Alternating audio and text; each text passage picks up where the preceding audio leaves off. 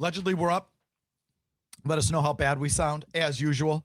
It's Felger and Alex Barth, the bartender, here for the off-air show, which, as usual, is brought to you by the original light beer, Miller Lite. Legendary stories and the off-air show start with a light. Here's to just over 50 years of Miller time. Barthy, how's the love life? It's going. How's it's tough out life? there. It's What do tough you got? out there. What? Tell me. Well, what's the so latest? you always grill me about this, and I'm like, man, I'd love to be able to go in there and be like, yeah, it's going well. And then I'd seen somebody a little bit during the season. You did. I was, Good and job. then I'm like, well, I hope he has me on the show soon. I can actually finally be confident about something. And then that ended, and now I'm back here with nothing to report. How'd you meet her? Apps. What app? What app was it? J-Date? Not J-Date. Come no. on. It's okay. No, it was not J. No, I'm because I'm on like two of them. I think it was Hinge. Hinge. Yeah. So, yeah, you dated for a bit? Yeah, a couple months. And then what happened? Couple things. I don't think it was any one thing. It just clearly wasn't clicking. On my end, one thing, she seemed like she had just gotten out of something, and I don't think she was totally over it. And so it's a little bit of a red flag she to was me. Still, she had her dipping her toe in a couple different I don't pools. think she was actually doing that. She was talking about him a lot, and I was just like, okay. Like I'm a rebound. Like if I'm a rebound, fine, but like that is what it is, and it's not. A little bit of a red flag for me personally. If other people are into that, by all means, but. Oh, what happened to Big Jim? He had a memorial to go to, so he had to leave the show a little early. And Alex Barth is filling in for Big Jim. So that was one thing. Give me one more. One More issue, or is that it? That was kind for me at least. Okay. Yeah. So we both worked a lot, so there wasn't a lot of like time. Yeah, both busy. That'd be another one.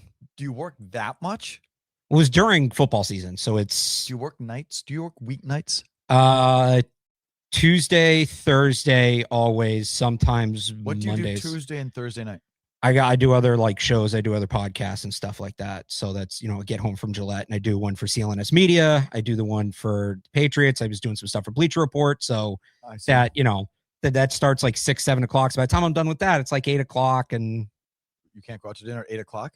Well, then she would be working. She worked at night. Yeah, sometimes. What did she do, if you don't mind me asking? Like PR stuff. So she would have like events, and I see. So it's okay. They didn't always line up. Well, stay at it. I'm staying at it. How old are you? Just turned 32. Come on, dude. I know. Clock's ticking. Jake, what's up with you? I got nothing to report. Nothing? Been off the apps.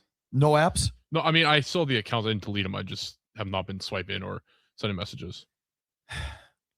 And there's no chance that any of you can meet a human being through a human interaction? I wish. Bar? Because and this isn't relationships. This is just life. I am a shitty texter. I don't text well. I don't come across well texting. I don't like doing it. I am so much more engaging in person. So when you have to go through the whole texting thing, it's like, and because everybody says, I promise I'm better in person. It's like, everybody's going to fucking say that. Everybody, it's not true for everybody. It's true for me. Like, I know that. So I wish everybody is there. You go out, you have your cards up, and it's like, I'll find somebody on the apps or whatever. The like golden, you got to have a friend set you up with somebody. That's kind of the only way to do it in person. That's the only way. Strangers don't meet at bars? Of all my friends who are in like serious relationship, it's all apps are like introduced by somebody, like going out of the way. Yeah. They might meet at a bar, but it wasn't, they just showed up. Hey, let me buy you a drink. It was, hey, this, we're all going to go meet, I want you to meet this person, blah, blah, blah, that kind of thing. Where do you live? Quincy. That stuff just doesn't happen in Quincy? Nah, I guess not. I don't believe you. I think there's people who go to bars in Quincy and meet other people. It has to happen. It has to. This is like a mythical world you're speaking of. I hope I find it someday. I feel bad for you, and I feel bad for people of your generation. So the joke in my generation is like people who are in like relationships. It's like they must feel like they got the last lifeboat off the Titanic because it's so hard out there. It's just so hard out there. It's tough time. Okay. I can't figure out these comments. The comments aren't showing up or something. See if I can get them. Oh, okay. Never mind. I got it. Strangers hook up at bars. They don't meet at bars no more. Huh? Like you can go to a bar and hook up with somebody, but it's not like you're not meeting a potential significant other. Why can't it start? Well, sometimes it does, I guess. I don't believe you people. I think you're being defeatist. I think you just stick with it, and I just think it's not like every time you go or every 10 times you go, but whatever. Like you just don't give up so easily. Go to the bar and meet people. Go to the wherever, church. Go to wherever you go to gather with other people. Go meet people. Come on, Jake. Go meet people.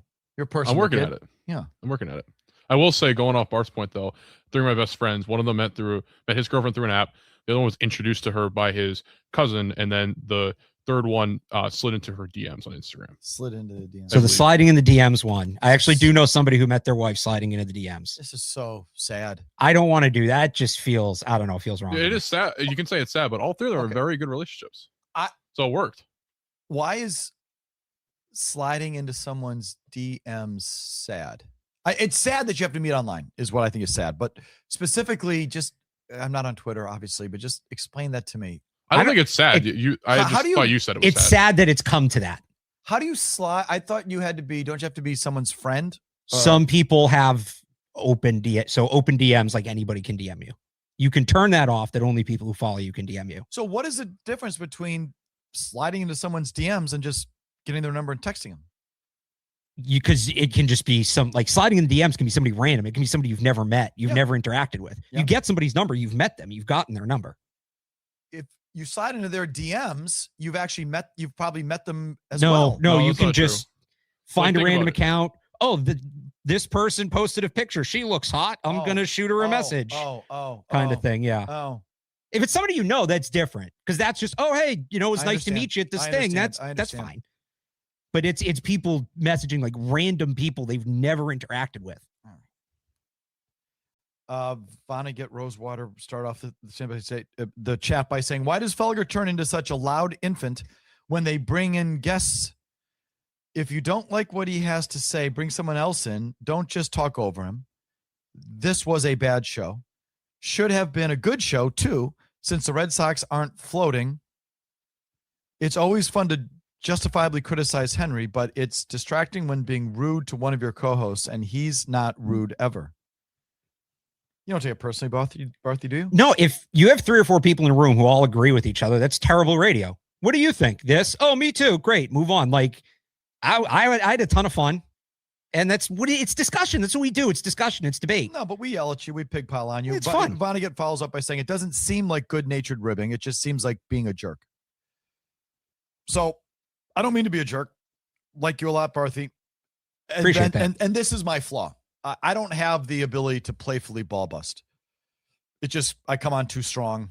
I just don't have it. And it's on me, obviously. Because whenever I try and playfully ball bust, it's not taken as playful ball busting. It's taken as you're really digging and being a dick. And that's on me. And so that's why I do my best not to playfully ball bust. So with you, I don't even try. I might as well just yell at you.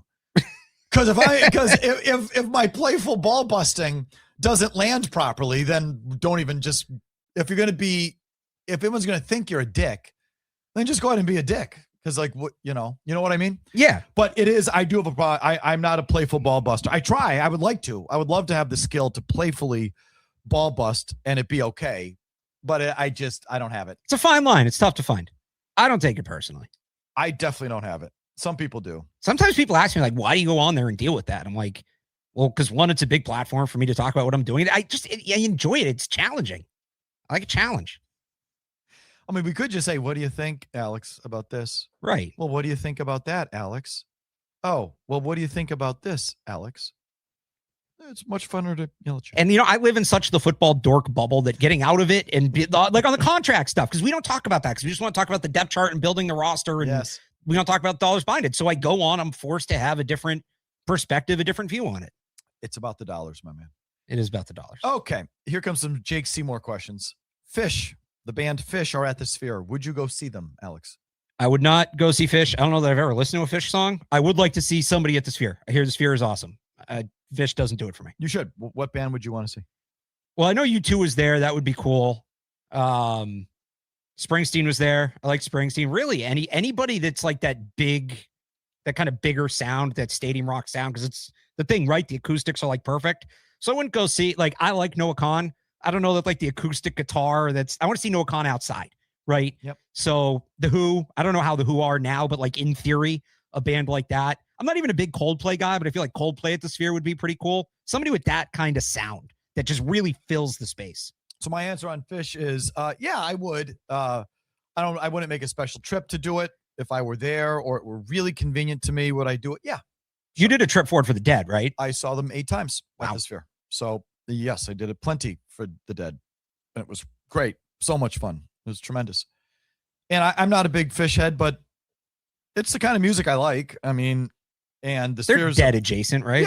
Yeah. And it's a fun, that day in Vegas is just as much fun as an adult can have. I just love I love sitting in the pool all day in Vegas and then walking to a show and fucking getting after it. Like, that's fun. You ever go to that, what is it, Stadium Swim? No, where's that? I forget which casino has it, but it's like massive screens all over the place and it's all sports. It's supposed to be like the Mecca for like March Madness and is that playoffs. Circus? That sounds right. My buddy did radio in Houston for a few years and they used to, for any big event, like boxing matches, March Madness, they'd fly him out. I've always wanted to do it. He posted some awesome pictures. Barth, what do you do outside of work? What are your favorite activities? What do you do? I like to golf. I'm not very good at it, but I like to do it. Do you have a handicap? Yeah, it's like 30. I'm not good. Do you actually have a GEN card, a G8? No. Okay, so you just say it's a 30. We tracked it. I was in one of my buddies started a league last year. It was a bunch of us from high school and we go shoot play. over 100 basically every time. Yeah, I came close a couple times last summer to breaking it, but I'm generally right around 100. But I just enjoy it outside. The big thing, I put my phone away. Like I won't, some people have their phone on them because they use that like 9 Birdies app or whatever, which tracks you, or they just want to like have it on. I put the music on and then it goes in my bag and I don't look at it for 2, 3, 4 hours, whatever it is. I'm just outside. I'm a competitive person. So it's like, I'm competing against myself. I have friends that I know I'm not going to beat, but like I'm trying to be better. And I enjoy it. If you're competitive and you're a 30 handicap, I have things that I'm better at competing at than golf. You need to get better. I'm trying to get better. Like I'm always just trying. I've gotten better the last couple of years. Problem is I don't play in the winter. I need to go more in the winter to the range or the simulator. So like I get this progress. I'm doing better at the end of the year and then I don't play for 4 months and my game falls apart. You asked me that question. I have started to golf again and I golf a fair amount. How have you played outside yet? That was the next one. Have you gone golfing this season in Mass? The answer is no. It's going to suck. Is it ever too early to go golfing? Fuck yeah, it's too early to go golfing. I mean, typically I like to be 55 degrees or greater. If it's 50 and it's sunny and there's no wind, fine. But I do have a line. Like I'm not golfing at this, it was, I guess, warm enough today, but the courses aren't in good enough shape yet. It's a mud track. So no, I don't like playing on temporary greens. That's the bigger issue. They spray paint the circle on there. So I'm not going to play. If there's temporary greens, I'm not going to play. If there's a temporary tee box, I guess you can get away with that. But temporary greens, even if there's just one, I'm out. No. I'm not going to play on temporary green. And if it's fucking cold, I'm not going to play. So, define that. What's your definition of fucking cold? 45, 55, whatever. That exists. So I'm not playing up here at this time of year. I will say though, fall golf, you get out there like 8 o'clock, it's brisk, like 45, 50. By the time you get a few holes in, it's up into like the 60s, 70s. Nice, isn't it? I love fall. Fall is the best season of golf. The big problem there is leaves on the ground and you lose your ball. A good course makes sure that the leaves are taken care of. Not necessarily in the rough. If there's a good big course, they can't blow all the leaves. They can't. Chetta writes in, Felger, your Evan Bouchard take is a pink hat hockey fan take. Yeah. It's a pink hat meaning like a casual hockey fan or a guy that doesn't really know the NHL kind of take. Yes, exactly. Which describes most of this is what bothers me about hockey Krishnas and hockey fans. What Adam Jones would call hockey hardos. You all think that everyone either does or should know the NHL like you do. I'm here to tell you, pal, we're a niche sport. There's just a small percentage of us who like the game, okay? And I like the game. I've always liked the game. I grew up playing the game. I love the game. I don't have the time. So that puts me in a rare percentage. Okay? There's just a sliver of people who are like us who like the game.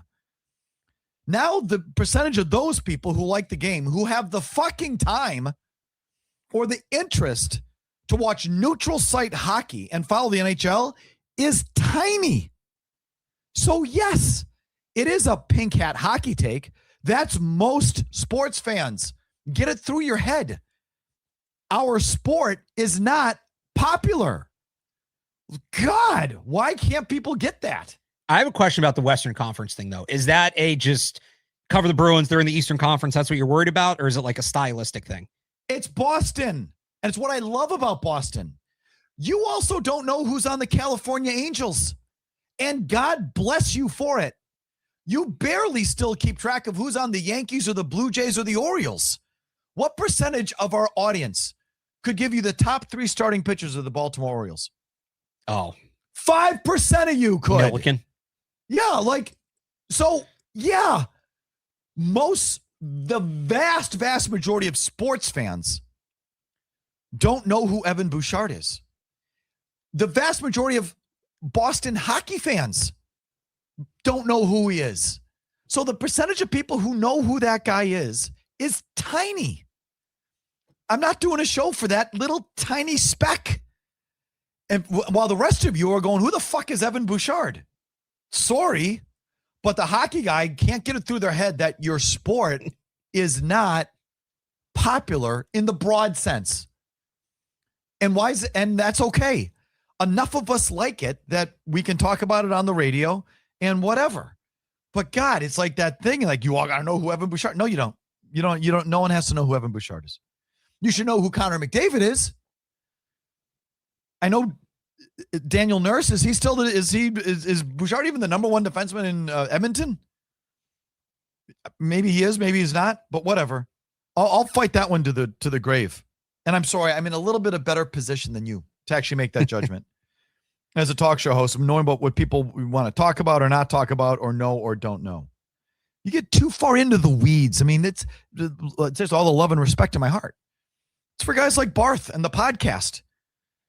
And to be honest with you, it was a setup today when I asked you about all those prospects. Yeah. I told Jimmy beforehand, let's roll on all the names that he mentions. Oh, no, it was great. And then at the end, let's do a montage of all the fucking names that he mentioned and because I did it as kind of a spoof. Right. That's for a podcast. The 14 right tackle prospects, that shouldn't be on the radio. Podcast with Evan Lazar earlier today. You should have heard how many names we went through, like the whole running back class. It's not a very good running back class this year. That's for a podcast. It's not for a broadcast. What's the thing about Evan Bouchard is for your podcast? What's the thing about how like TV shows were hyper specific and movies were for everybody, and then it kind of flipped?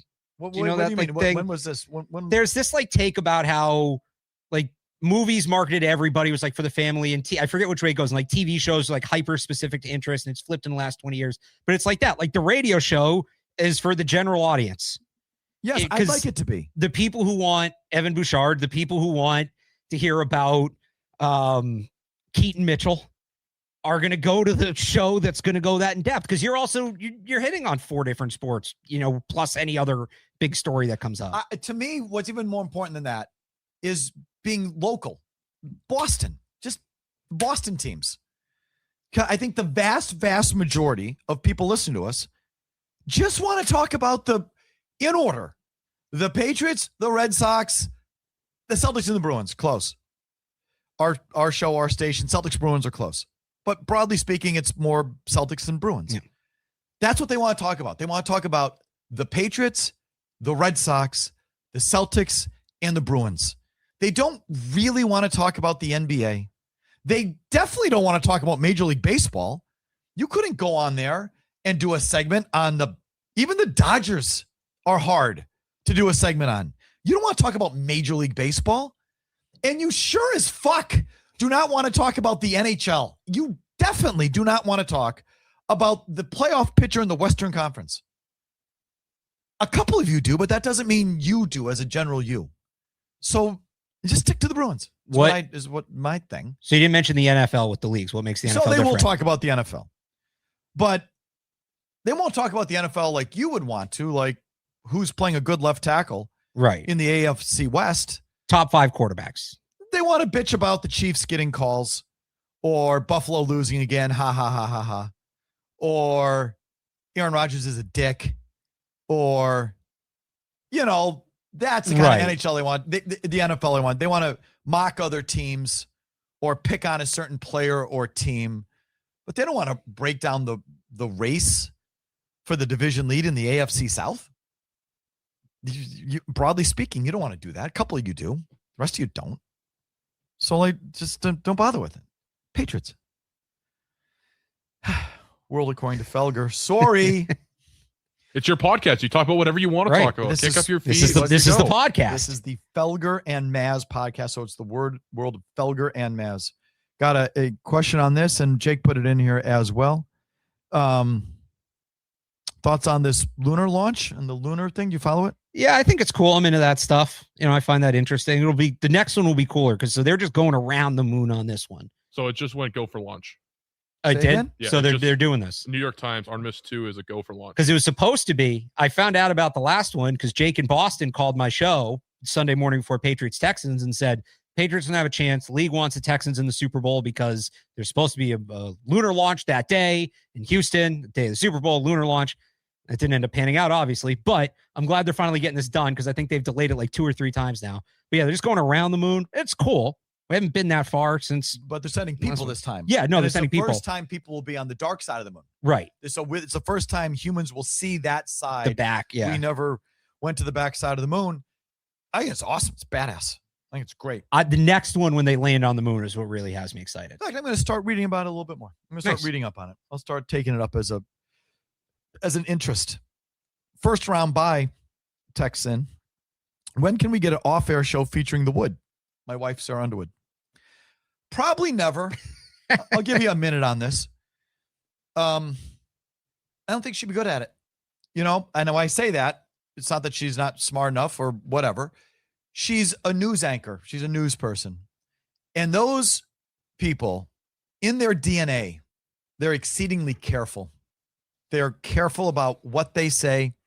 They don't want to offend anybody because that's the job. That's the job of a news anchor, is to be unoffensive, to be neutral, to be likable, to not say anything out of turn. That's what they want those local news anchors to be. And I think that makes for bad So she wouldn't rag on me. She wouldn't tell you little details that would embarrass me. And she's got a ton and she can do it. But she'd be reluctant to do it in front of the camera. She would be reluctant to make me look bad, even though that would be fun. I'd be up for it. But we wouldn't spar. She wouldn't be good at sparring publicly. Spar privately. She'll give me plenty, believe me. But in front of the camera, she just wouldn't. It's not in her DNA. It's not in her. She just doesn't want to do it. It's not how she's wired as a former news person. I wish, believe me, I think it'd be good to have her put me in my place and tell you embarrassing shit about me. That would work. People would want to hear that. We'd be a good morning show. I have the name for it too. You know what the morning show would be called? What? Morning Wood. Nice. It's obvious. It's like a natural. And that's clever. I didn't come up with it. I can't remember who did. It might have been Tangway. Someone came up with that, not me. It would be good. I think it would be good if she had it in her to fuck with me. It would be good, but she doesn't have it in her. She doesn't want to do it. She wouldn't do it, which is too bad. People keep asking about our take on Jaden Ivey. This is the Bulls player who had some commentary about Pride Month and with sort of religious overtones to it. Yeah. It being, did he say unrighteous? Was that what I think he said a lot. It wasn't just the Pride Month stuff too. I know he went in on some other stuff. So I don't fully know what he said or how he said it. I just know vaguely of the story. And I know vaguely that Travion Henderson, I only know this because I listened to the Vrabel press conference and he was asked about it. Otherwise I would not have known. So I went back and looked at it. That Travion Henderson, did he give it a thumbs up or a like or he tweeted it with a Bible verse, right? Right. And then he tweeted a couple other Bible verses. He didn't add any of his own commentary, but the Bible responding verses, in that way was viewed as commentary. The Bible verses made it clear that he was with it in defense of, it was Jaden something Ivey. like, though, I don't know the Bible, but like basically something that was like those who are like attacked or, on the right path or something So, like that. you take? Well, the Jaden Ivey situation is wild because you have a lot of people talking about, the stuff he said about Pride Month when if you go, like, he was doing Instagram Live for like hours and hours. He's still doing it since he got cut. He's still going on live. And there's these stories coming out. Do you know what NBA Central is? Have you heard this? You wouldn't know this. Say it again. NBA Central, not Central, Central. No. So there's a Twitter account called NBA Central, which just tweets a bunch of news, aggregates it. Yep. It's very reliable. There's another account called Central, which is a parody account that tweets fake news, but it looks like Central. Sometimes it'll get people right. So there's a running joke on NBA Twitter. It's like when something ridiculous happens and Central tweets it, it's like, I can't believe this isn't Central. So there's been a bunch of stuff from Jaden Ivey. Like there's one I saw, I guess he was People thought it was so out there ridiculous. that people thought it was It's the parody. Got it. I guess he was asking reporters in the locker room. I think the exact quote was, "Did you fornicate prior to marriage?" and stuff like that. So just some of the quotes that are coming out of it are wild. So people should let him have his say, is how I feel about it. Whether you agree with it or not, he should have his say. The Bulls releasing him, they're still paying him. I think the Bulls are within their rights. If they don't want to be, if his views, and again, I don't know exactly what they are, but if the Bulls view his views to be so odious that they don't want to be associated with them as a private business, that's their right then to release a player who they don't want representing them. That's okay. He's okay. The Bulls are okay. In my mind, I can disagree with how he feels about the thing, which again, I don't exactly know, but he has the right to express it. And the Bulls have the right to have those who they want representing them. What other take is there? I think he was also upset too because the reason of the cause why the Bulls released him officially, they said, was conduct detrimental to the team. So he was upset that him viewing his own point, to your point, was detrimental to the team, even though he was claiming that he was a good teammate, passing the ball, being at practice, playing in the games, being active. So then they could have called it something else. We just don't like you. We don't want you representing us. So they call it conduct. I mean, if he's getting a salary, I don't know what recourse. He wasn't like fired for cause or anything like that. He's still getting his money. I think he was hurt too, right? It's like, we just don't want you in our uniform representing us because we think your views are hurtful to our brand. That's their right as a private business. And if you don't like his take, don't listen to it. Like, I don't know. But I'm not saying that to the Bulls. The Bulls have a business and a brand to protect, and they want to be represented a certain way. Now, the question would be if he was really good, Is he? So, no, he's not. No. But I actually saw this point on Twitter. People were debating about it. Is like, if this was, say, Anthony Edwards would not have gotten cut for this. Right. So someone posed the question, who is the worst player that could get away with this? Right. So name like there's got to be when I examples. say get away with this, Yeah, stay Probably some and- like sixth man somewhere. Well, so who? Right. What's the line? Because it's always how much you annoy us versus how good you are. You can be crazy, but if you're crazy, you better be able to play. You annoy the fuck out of us, and you believe in some heinous shit, but you're really good. So we're gonna, and so it's a scale, right? Where's the guy? Who's the guy that pushes that scale the most? That's a good question. In any league too. I can think of some of the other extremes, like all the stuff that like John Morant has had with the guns and all that, and he's still there. He's a good player, right? So that's a good one. Yeah. But who, like, in terms of expressing their views? I can't think of an actual example. I'm just trying to think of the player that would be like right on that line. I mean, there's a lot of football players who've gotten into domestics that they've stuck around. Yeah. Kyrie Irving. Well, that's, yeah. I mean, I'm just talking about purely espousing views that a team would deem bad for our brand, not the conduct. Right. But Kyrie Irving. Yeah. That's probably the best example. I think. Someone just expressed here. First class dope. But I'm sure there's more. I'm getting text on here that says, wrong about the dark side of the moon thing, the Apollo 13 slingshot. They went around the whole moon and came back. I guess that's true. I thought I just read briefly in just the 30 seconds I'd spent reading. Maybe it's the first planned one, because that was the one where like it died, right? And that's how they got back? Yeah. Maybe this was in your story. I'm reading stuff from the New York Times. Yeah, so here, this is what Jake from the New York Times. If everything goes well, Everyone in the crew will become the first humans to see large portions of the moon's far side. So that's where I got that from. Maybe they couldn't see it in Apollo 13. They had too much other stuff going So on. listen, do you think I came up with that on my own? I read it somewhere. So like, don't get angry. Well, 4 minutes to launch right now. The entire 4 minutes to launch is happening right fucking now. I'm watching it right now on the stream. That's badass. I think it's pretty cool. It is I've always pretty been cool. a It is fan cool. of space travel. I was really sad when I was a kid and the space shuttle program shut down. I know there was a lot of issues with that, but just the fact that we as a country got away from space travel for so long, I don't know. Like, it was cool to go to space. Space shuttle was cool, man. They used to roll it out of that garage. They had the big, yeah. You know, and it's what's happening here is it's mostly private, right? Is this Bezos or is this No, this Musk? is No, this is NASA. I think they've helped, but this is like a NASA thing. Most of the space exploration we're doing now is privately funded, right? SpaceX, right. It's all this shit, So which is what it should be. I mean, one of the reasons we stopped going to space is it's so fucking expensive, and you should be helping humans on Earth Right. before you start shooting for the stars. Although I think it's worthy to get up there. If privately financed is the way to go, yes. So there's 4 astronauts on this shuttle or shit, whatever you want to call it. 3 of them are from NASA. One's from Canada. Okay, and Musk is, I believe, funding it as he should. So I'm going to go watch the fucking moon launch. How about that? We're done. We gave Yeah. you 25 minutes. I got this. There's stuff to watch, and my daughter's calling. Hold on one second. We're done. Thanks for tuning in, everybody. We're back at it next Wednesday, I assume. Hopefully, not that I don't enjoy the bartender, which we do, but Big Jim Murray, I think, will be back, as will Jake. Thanks again for tuning in, and we'll catch you next week.